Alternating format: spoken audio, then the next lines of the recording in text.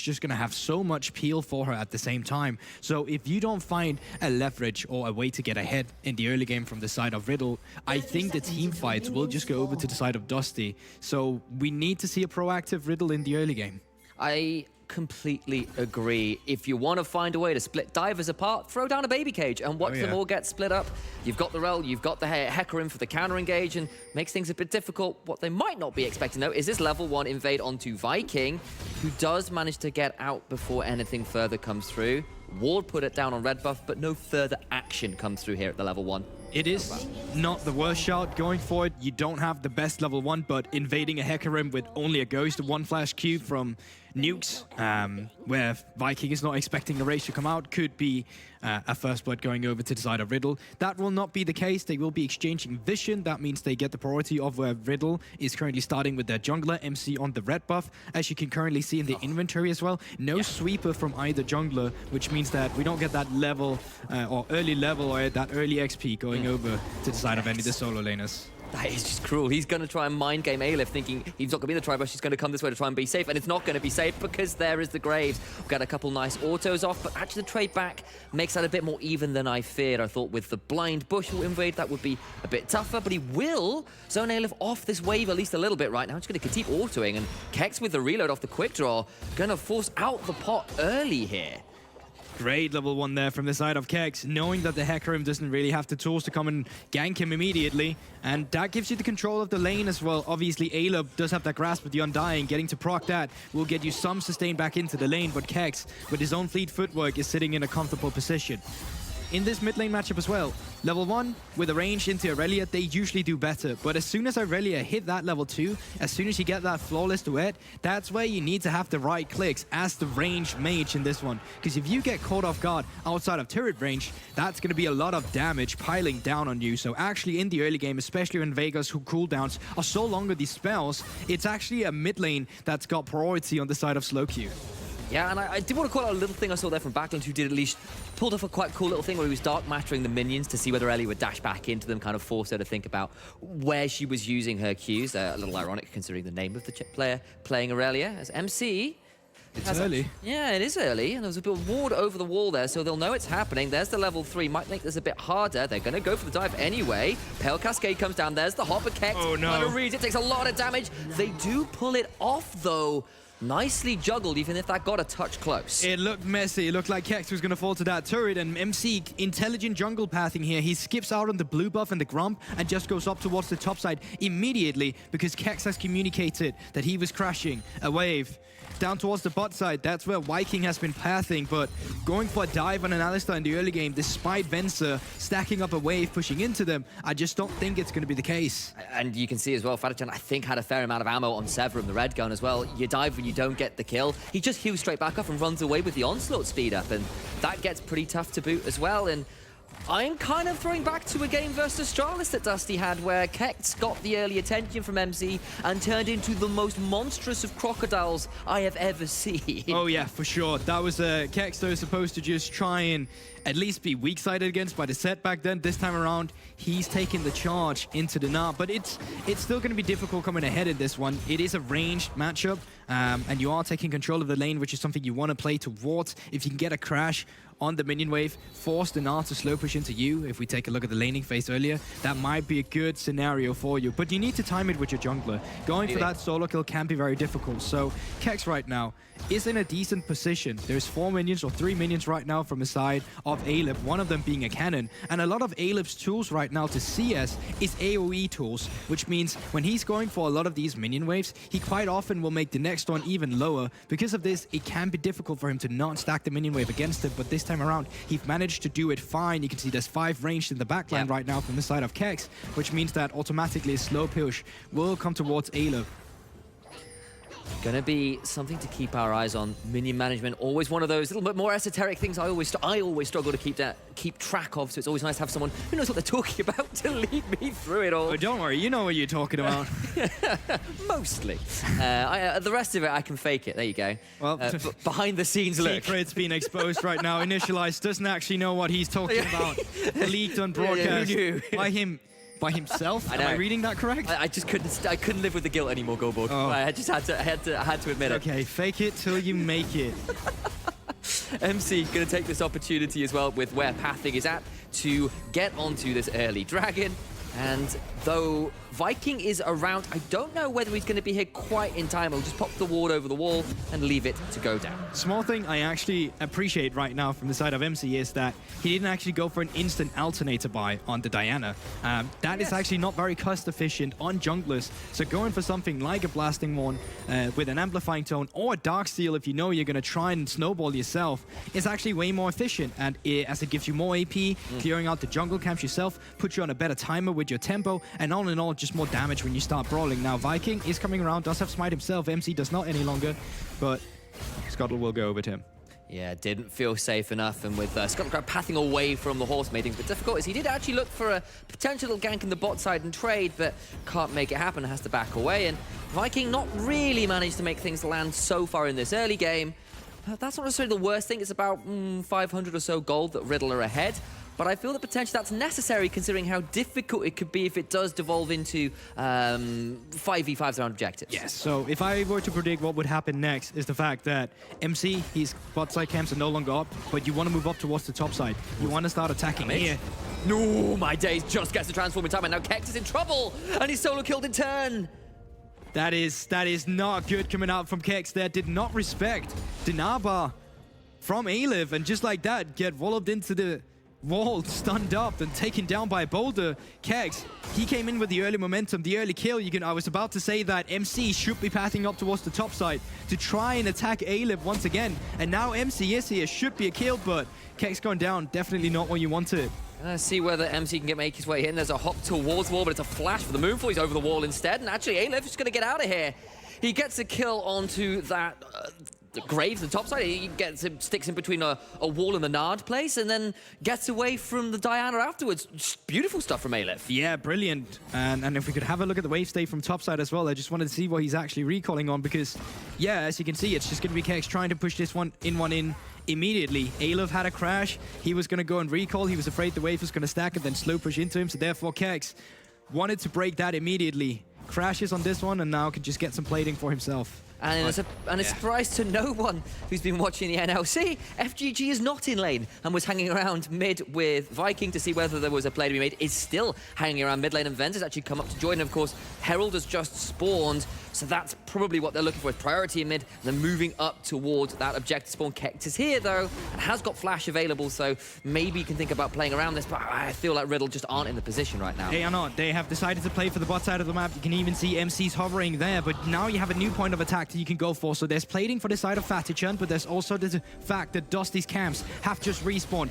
So now you either try and defend that, or you just say, all right, let's handshake it. We know your blue side is spawning in less than 1 minute. We'll start pathing towards a vertical part of the map instead. But looks like with the bot lane of Dusty back, it is just going to be the blue buff taken away, and potentially more pressure from Riddle to stop them from coming in and getting some farm here. You can see Viking making his path down towards the bot side as well now. It does get the Herald, but it costs him both blue buff and Gromp. It's going to leave Venza and FGG zoned away from a fair amount of the wave. At least it's a cannon minion, so that will soak up some of those turret shots and allow them to pick up some of those minions that they might otherwise have lost on a non-cannon wave. And they're left with that, still that 1,000 gold to their name, as Alif looked for an opportunistic Gnar into the wall. Is now back into Mini, and still pretty happy trading in this one. And honestly, as a Gnar, your ultimate is so low cooldown. Yes, it feels bad missing it, but every time you have the Gnar bar, you might as well go for it. Right. When you get 3 points in it, the cooldown as well is 30 seconds. Like, it just gets lower and lower every time. So you have a lot of room to work around with here. You can already see a quarter finished. So next time he gets Mecha Gnar, it's going to almost be up again. Yeah, I think that's probably a deliberate design choice, right, for that Gnar, in the sense that Viking coming up here will have that conversation about design choice on Gnar another time, because Kex is going to have to try and make his way out of here. It's a decent flash, but an onslaught of shadows comes through and ensures the Graves dies for a second time this game. And just have a look at the vision control currently from Dusty on the top side. Ping on complete domination with the red wards. They have all the intel to go for. Aurelia is spotted in the mid lane. They saw Alistar move up towards the mid lane as well. MC is not currently spotted, and therefore they know they can just commit to these heavy dives. So Dusty, they're just coming in with a better preparation for these ganks. They really, really are. It's what we were a little bit afraid of. It's going to be a bit risky if this keeps going. Of course, MC has taken this opportunity to get a lot of additional farm. He got a lot of that blue side quadrant, got to full clear again. There are still camps up for Viking, who's lost some of that efficiency, but it's come at the cost of getting good gank, getting the Herald, and Nuke's now in trouble as well. Yeah, watch out. There's TP priority for Aleb as well, so I think Nukes will just die here. Surely does. There's a Ferromancy crash down. There is an Event Horizon flash forward from Backlund, who's a little bit afraid, and he will eventually get forced down by a Primordial Burst, but it took a little bit more there to secure the kill than I think they would have liked. Yeah, so the idea for Nukes was that he just saw the jungler of Dusty up at the top side, so he thinks to himself, okay, my time to finally get some vision on the enemy instead. But the move is so fast from Backlund, and the recall has already come through from Viking that has a Herald in the inventory, so the reset timer is way faster than Nukes is anticipating. On top of that, Kex just TP'd back to top lane because he died, so even if a fight were to break out here from the side of Riddle, they would just lose it because the TP could come in from the side of Aleb. It's bugged in the replay, by the way. The TP was up when this play happened. There we go. That is good to note. A little bit of a bug there. And you can see it on your top right there. It is in fact off cooldown and definitely wasn't half on. I was just gonna say I'm not just not blind. No, I saw it too. Here. I saw it too. I will back him up. Yeah, Guldborg does actually know what he's talking about, whereas I may have admitted otherwise. No, stop that. No, you know what? I'm sitting in the green room so often, and I have to listen to Sam and Chimera be so self-deprecating, so self-critical. You know, it's all right to give yourself a pat on the back every now and then. The problem is, if I do it too much, I let go. I become too powerful to contain. As what could also be slightly too powerful to contain is that Moonlight Vigil. Does a lot of damage to Venza, but MC not quite managed to find the angle yet. Does have the flash, but will get the track repelled in place there for the stun. Does mean that Herald doesn't finish the charge, though. Yeah, that's a bit disappointing. I feel like they still have more time to move around for priority here from the side of Dusty, especially because we just saw how well they were team fighting around him. Aleb on the top side with a flash advantage. It is with the flash advantage. It's the collateral damage that is the collateral in that trade, and he gets out, does Kex, but has to back again. There is no teleport. Aleb will have the Mega Nut to top of his health bar, and that means probably another plate or two going the way of this top laner of Dusty. Oh yeah, Kex starting up the Grom, getting the fleet footwork procced as well, but I mean, Aleb, one jump, one flash. You can still get on top of Kex here. Yeah, there's no collateral damage, there's no flash. It's not that many ways out as it stands. There's the second plate, as we talked about, and Aleb feeling very happy with that series of trades. Oh, yeah, and I mean, it's just going to take so long before the side lane starts being controlled again by the Graves. It's one of these explosive matchups where if the Graves gets ahead in the early game, well, he'll take over that top side of the map. But if the Gnar suddenly takes it, it is ranged into range. You start dictating the waves. You start poking him down with that Q, and all of a sudden, you've just lost control of the top side. So there was a lot of pressure in the early game once again from Riddle. I want to reiterate that this is a team that if they fall behind, they will get out-team fought by the composition of Dusty. So when Kex went up there in the top lane and dropped that ball, that actually has huge implications for this game of Riddle. And Riddle is a team that while they are tied with Veneer, with Dusty, for the fourth place, they are 7 and 6 altogether. 3 game clears of the teams below them, but looking now towards playoffs, remember, after today, there are 2 more weeks of games left. We've got this position where Riddle, probably, honestly, as we've been discussing, the most inconsistent of those teams at that score point. And it's games like this, plays like this, that have been a little bit up and down for this team that make us a bit nervous as we go in towards the end of the split. And before I add on that conversation, I'm just going to hold here, see if Nukes find a pickup, because blue buff has spawned, and they're still aggressive towards this bot side of the map. They're still aggressive to try and get resources on MC. So far, it's just a war of attrition of this vision currently, though. Over comes Backlund, so this would be everybody on the bot side of the map available.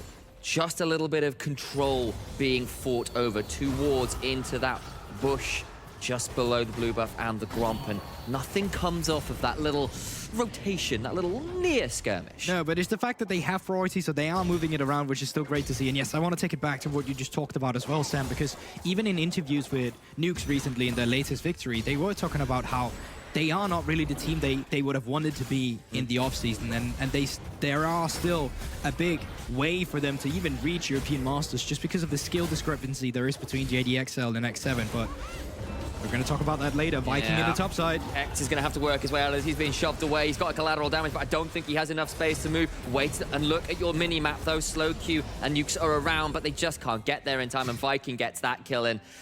Kex, this is a problem with Riddle. We have one player who seems to be always misplaying at some point, and it's such a frustration. Oh yeah, it looked frustrating as well. Collateral damage in the wrong way, only to put them into closer grounds of the Hecarim and the Na once again. And it's the volatility of topside as well.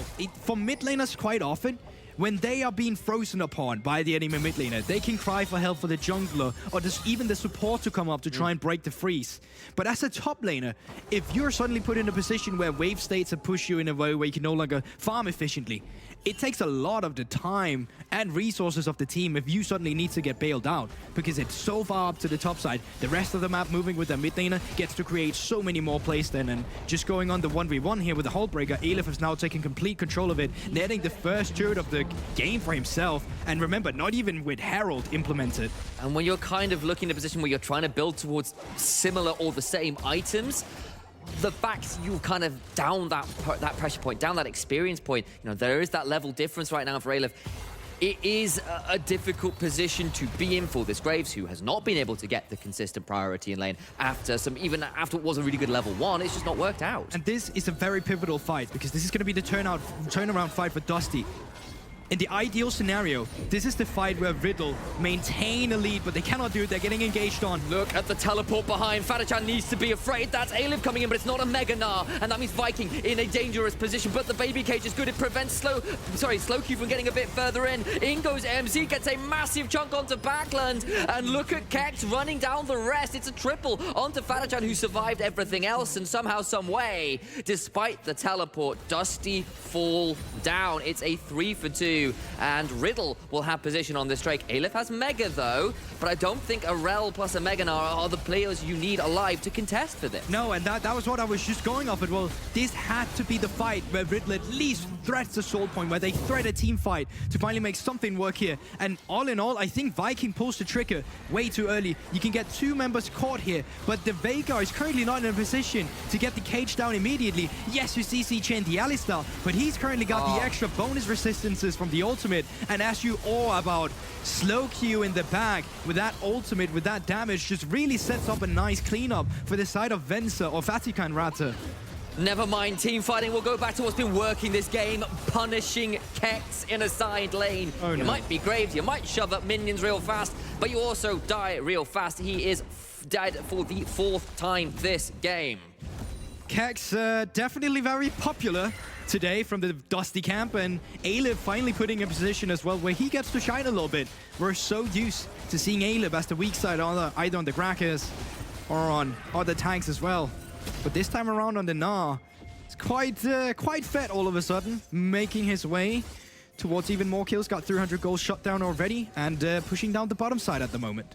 You want to call this out though. Slowq on this Aurelia, got the Blade of the Ruin King, got to level 12, so that second rank of the Vanguard's Edge is very much available in that last fight, the 3-man Vanguard's Edge. But how many times can you repeat that team fight rather? Wow. Because it's very difficult normally for the composition of Riddle to get into your backline. It should actually be a little bit illegal for the backline to be wide open for the Aurelia. That's why we talk about the team composition being so nice from the side of Dusty, because if you have vision tracking of the members who want to dive into you, I mean, one baby cage or a Gnar, even as a disengager, will completely destroy you. So for the side of Riddle, they need to do what they've been doing so far, and that's staying aggressive for the vision control. Because if you create the pockets of fog of war, like Slowq just finding the back entrance, as we saw in the earlier team fight, that's how you make your way into this game. That's the small windows we talked about the composition have, because there are just bigger windows on the side of Dusty's comp. Yes, there are. What I will say, though, is, of course, that while Aleph has been running over this side lane right now, and he's got the whole break and certainly very scary, this Aurelia, probably once she picks up another item or so, is going to be pretty difficult, actually, for Gnar to deal with in a side lane, potentially. That might be another option for you as this game gets a little later, especially considering you have the soul point. You don't necessarily have to fight for these dragons. You can play towards the side lanes with the dragon stacking advantage you have, and I know we were talking about this kind of off-screen before we came over to the Cassidus, that there is a point later on in this game where Slowq into Aleph on this Gnar could get a bit unmanageable. Oh yeah, for sure. And I mean, Aurelia into Gnar is always a great counter that's favoring the Aurelia in that matchup. The problem is so far that it is difficult to see games be decided by side lane pressure. Like, we are not in a in a meta any longer. I think every time I speak with Nightmare about it, he goes like, last time this happened was in Season 8. But he's right. Yes, he is. In terms of when that was really happened. Like, now, side lane pressure is great in terms of taking care of the inner turrets, in terms of building up some exponential gold. But at some point, it'll have to come around for a team fight. Even for Riddle, they want to use that pressure to get that sold for themselves, because that needs to be the advantage that they're getting in this game to start winning out on these team fights, because we talked about it, stylistically, they should not win. But if you are ahead, you can obviously bend those rules a little bit. And we've got to start keeping our eyes on what summoners, what items will be available in a minute and a half, because it will be the sole fight. And while Riddle have managed to stack their way to 3 dragons, as we've said, they don't have the easiest time team fighting if Dusty is set up, and if Riddle lose control of the vision. We'll keep harping on about it because it's so damn important. Can Irelia do something like maybe complete a more of my Mortius? Can we get a second item onto MC, who has just done that and now has the Zhonya's and an active stasis? That's the word I'm looking for again, because of course the stopwatch was broken in the last fight. Big pickups coming through there. And here we go. So, setup so far will be slow Q pushing in the top side of the map. A wave has been responded to by Backlund. Backlund, though, have TP, so he can always join the fight. Now the priority, or the fight rather, is going to be against the mid lane, where you're going to see who can you push back, who can get the first move. And now that the top side wave has just been pushed out, Backlund is going to go in with his TP to join the fight around the vision here.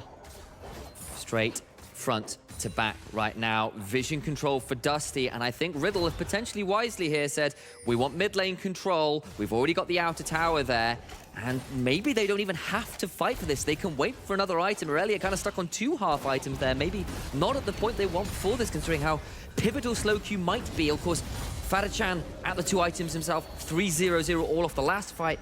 Maybe they feel like they can do this anyway. FGG stepping up though, but they can just start up the Drake. It's spawning now in 2 seconds. Okay, Baby Cage down, that's a window. That is a cooldown you can play for wards for Riddle now. Oh, MC walks onto the flame top. It's Venza who catches him out some way. The rest of the fight though is continuing. It's a turnaround from FGG though. A magnet storm to end them all. 1 for 1, make that 2 for 1 though in trade back. As of course, Slow Q and Fatachan get firing until the damage from Venza trades it back again. AD carry versus AD carry, 3v3. And now we're left with neither jungler alive and a dragon that's still yet to be claimed. Another good Baby Cage though puts Kex down to next to nothing HP. A flash in from Nukes makes Venza's life hell. It's Fatachan on the backside with an onslaught that is finally traded out, and both AD carries die. It's Nukes and Kex that are still there but on such little HP. Backlund flashing forward for a primordial burst. Sorry, not a primordial burst, a dark matter that doesn't quite pay off. And he'll have to back away. It's Dusty that chase out the members of Riddle and will stop Soul going over. But again, a tense fight. Yeah, the fight did not start out in favor from the side of Dusty. I gotta say, setup was a little bit worrying with the way they were positioning their abilities.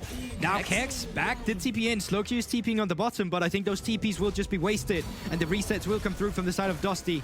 And I'm looking forward to seeing that replay, because a little bit of a disjointed communication, it seems like, coming out from Dusty, but they come out on top of that skirmish right away. And honestly, I thought when MC failed on the flank and got deleted by Venza, I thought this will be it. This is the win. But on the other side, it's still Fatachan, it's still Slow Q, who got to play their game, weren't forced into some awkward positionings, as Viking might be in a dire strait, does get a decent onslaught of shadows and makes that a kill in a 1v2 on the tower. Now Kex needs to back away. Aleph is here, though Riddle's MC and Nukes are around Viking. Still very low, Aura Dread is down. Hex Flash gonna come through shortly, there it is, but Nukes needs to find his way onto Viking. He's got the unbreakable will to make sure he gets tank tower for forever. Here comes Fatachan around the side, 2v4, a big moonfall, but it's a stopwatch to invulnerable it is, as the magnet still pins them all in place. They're gonna try and turn it around. FGG goes down as well. The super mega death rocket from downtown, making this one a complete mess. It's a debacle, but it's an excruciating tower dive. The Dusty are the ones that I think just about come on top of. 3 for 4, just about in favor for Dusty. Never have I seen a team get that hungry for a fight around an outer turret. 24 minutes into the game. They were positioning around that turret like that was the Baron buff they were fighting for. And let's have a look at the replay once again, because they just get desperate for a dive here on Viking. And granted, if you can kill the jungler here, you can move the pressure up towards the top side of the map around that Baron. But with then Aleph joining the fight, they have to disengage it, but the full vision has not come out around this turret, because why in the world would it? So obviously Nukes and MC has made their way down here and just becomes an extended team fight that is favoring the likes of Riddle while Nukes had that ultimate. But staying around here now with the Narbok going up becomes difficult. Aleph unfortunately misses the stun on the W afterwards. Doesn't stop Cax from going down of the rocket coming up from uptown. And then, when Backlund finally joins the fight, well, we get the kills coming through. All in all, it seemed like a little bit of a net positive for Riddle, if I'm not wrong, and they do get their turret. But once again, a lot of aggression coming out from an outer turret, and I think it is a testimony to how aggressive Riddle want to get as well before Dusty starts fulfilling their third items on their champions. So it was 3 kills per turret for Riddle, 4 kills for Dusty, so probably somewhat even, but the additional map control just about favors Riddle. But it was a mess, I think it's fair to say. I'll call out that was a great Magnet Storm. That was so smooth from FGG. That guy is very good on the champion.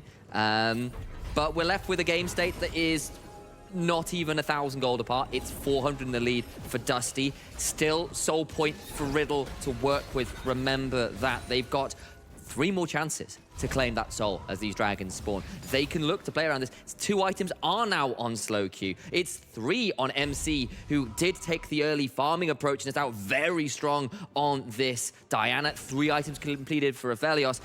Maybe their composition doesn't have the straight up advantage of 5-type, but they've got the items to do the damage now. They definitely do, and especially on the scary guys as well. I just wonder if we can look at the AP on the Vega as well at this point in the game, because he's sitting at 699. Yep. Rabadon's Death Cup as well, and just finished up the Anathema's Chains as well, which is actually quite an aggressive fire on the side of Vega as well that allows you to play more front. Attached it to? Do we know? I'm looking for the effects, but I can't see it quite now. I wonder whether I think it's Fatacham. I think, but I'm not sure. I say that with not a huge amount of certainty.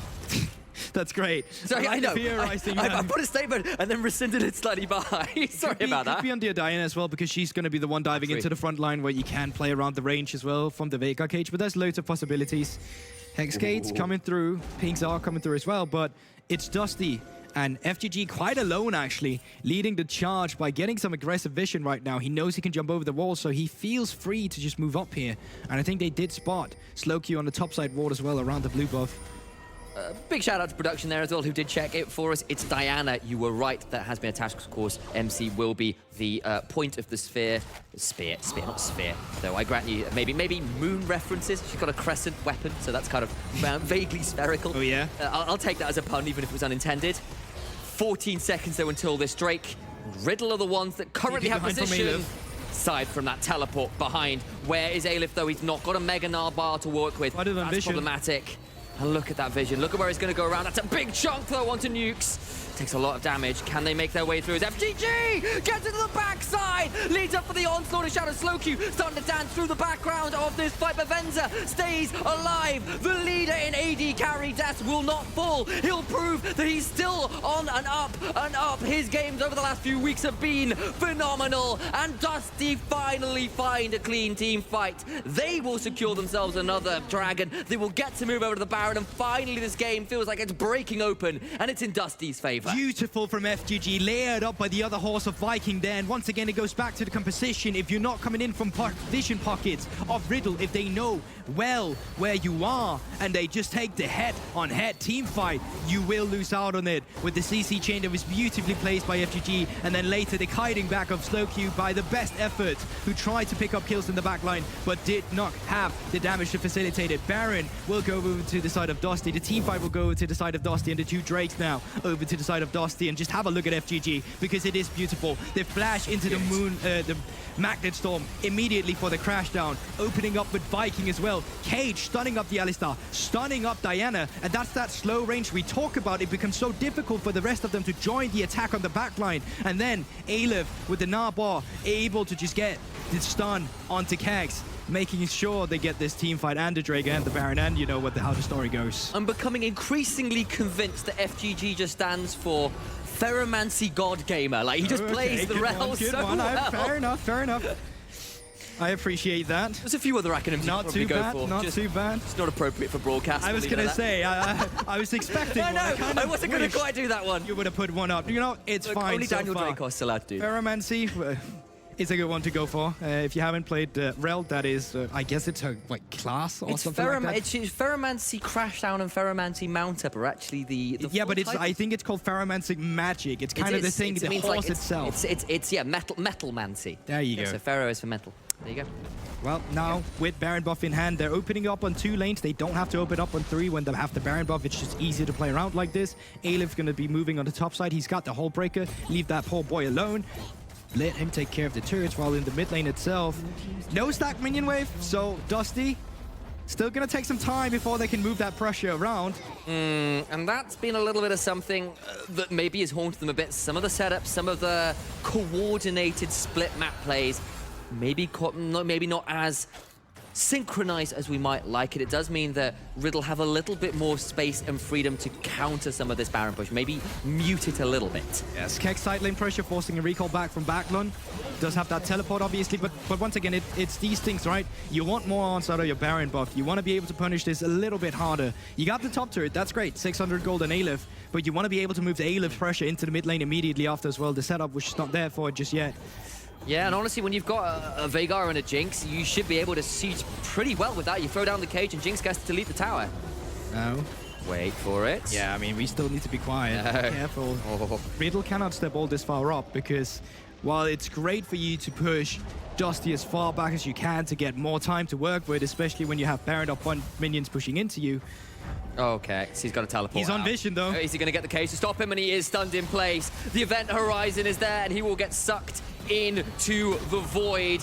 Charge goes Viking, and it's been like Lindisfarne all game. Comes rampaging in to this side lane, this undefended point of the map, and just ransacks him for all the gold he's worth. And this is great now, because now you have a mid lane wave you can push in here. You can move that pressure down towards the bot side with now Backlund coming in with a minion wave, and this is what we want to see. So should be able to pick up the first one, then afterwards you can continue on either pushing this minion wave, then move down towards bot side, where Backlund will now be arriving with his cavalry of minions on the inner turret.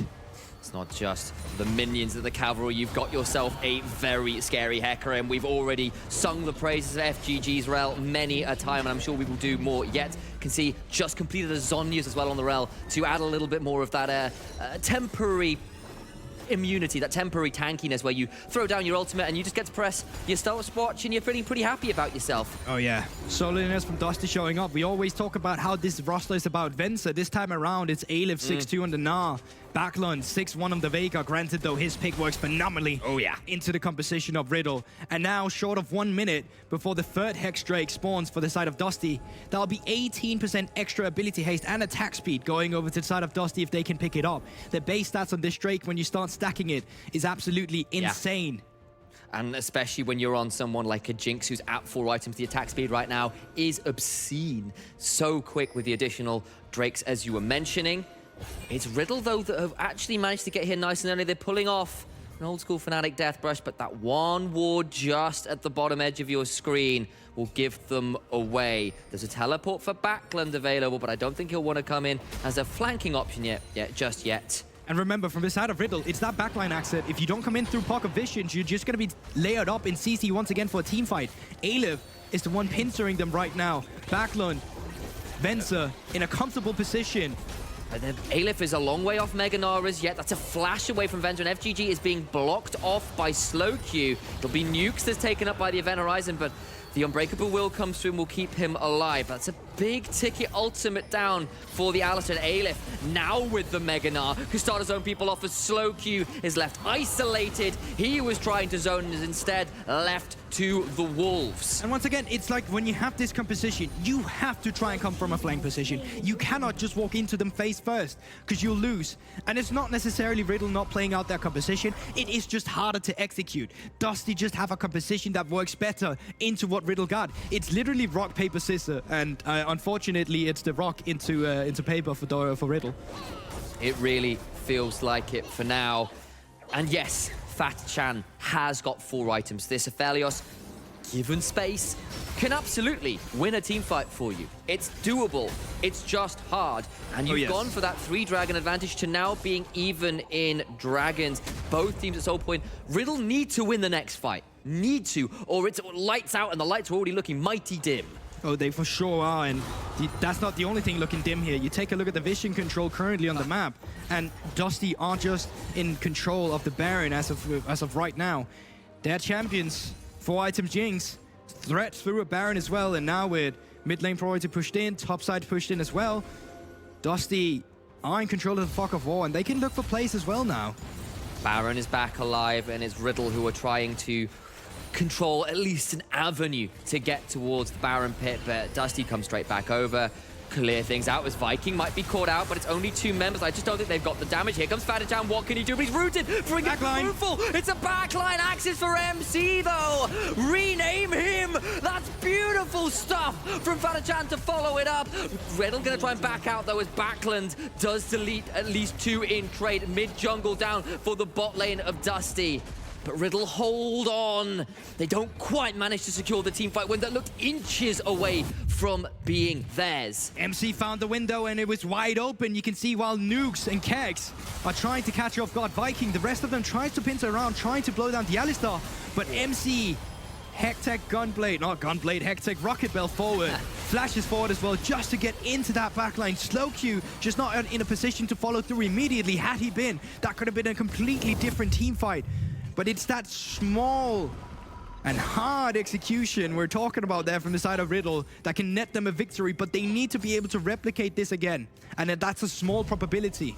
And you can see the damage that MC is doing right now. He's got what it takes. Literally, if Fatachan managed to get a Moonlight Vigil there, I think you get another. You can start maybe winning that fight. But it's so difficult, and if you don't execute perfectly, you see what happened when Backland throws down an Event Horizon, when FGG gets to pull off the easiest Magna Storm of his life because you're all grouped up kindly for him. And that has proven problematic time and time again. We've seen one good team fight, it feels like, from Riddle, and the rest of them have been these either wiped for Dusty or close affairs where they can't convert what they start. Oh yeah, for sure. And now one thing that is bothering Dusty a little bit is that they can't just put Nah in the bot side lane and have him TP in, because you mentioned it earlier as well. Slowq quite happy going up against the side lane against the Nah, even with Nah being on the 4-5 items now, full build actually for Aleph. That is just the nature of Aurelia with the Blade of the Ruined King as well. Yeah, I mean, Nah has got the Death Dance, has got the Chainsword, so has some tools, but the moment Aurelia gets on you, it's going to be very difficult to disengage as that got a little bit close. Aaron's still available, but it's Riddle with a shove in mid that might be trying to call the bluff a little here. Viking and the rest of Dusty might be starting up Baron though, and I think we're looking at a cataclysmic fight on the horizon, Goldborg. Yeah, we definitely are, and once again, you need to have some sort of backline access, but MC, he doesn't have that flash. It becomes more difficult for him now, and look at FGG's position! Does it again! The Magnet Storms are just beautiful! It's Fatachan and Nukes that are left to the Wolves themselves. 4 dead, make it Kex the last man alive, and he will not be left so for long. Dance straight through the backlines, then dance on their graves. They are left ashes to ashes. Dusty put Riddle to dust, and they're going to win this game and move up the standings. Yeah, beautiful stop once again coming through from FGG, and just starting up that Baron put Riddle in a really unfavorable position where they just had to walk through you. And once they did, once they had that entrance to the river, FGG, he was ready, and he was ready to punish. That is the game, should be going over to the start of Dusty, pulling ahead in the chase for playoffs. Read my lips, listen to my words. Do not give FGG Rel. He's too damn good at it, and it's a fantastic